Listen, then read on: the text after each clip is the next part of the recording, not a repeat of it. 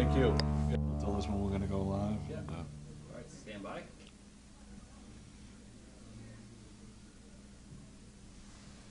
Good afternoon, everyone. Mark Igo back here alongside Sophie Vernon, who just came off the ice with her Wellesley squad after an incredible season for Wellesley, just playing their hearts out here this morning and falling short 3-1. But you know, 3 years in a row, Sophie, you've been here, and you know, so some kids never get the opportunity, right, to skate on the ice. But you know, certainly a great opportunity for you and a great year for your team. You want to talk a little bit about the season and what it was like for you to get here and your teammates and all of that? I remember most vividly last year after losing to Falmouth in overtime. The captains and I this year decided that next year we're going to do whatever it takes to get back. And we had a rough start to the season with a 6-0 loss to Needham. And we turned the team around. We started skating harder in practice. We gave it everything we could. We did more team bonding, and I have never been more proud of a team to make it back here.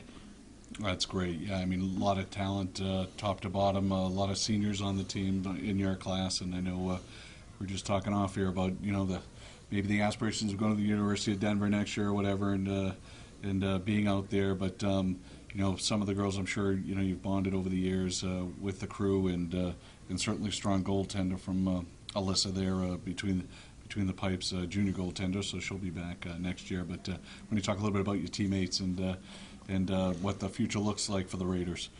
So the 4 seniors, captains, all captains, Kylie Noonan, Carly Boyle, Danielle Hickman, I've been playing with them since we were all 10 years old. And I think the 4 of us have done a great job this year helping the younger players get to where they are now and setting them up for the future.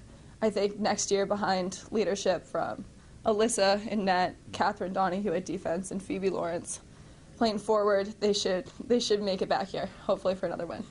That's the plan for them.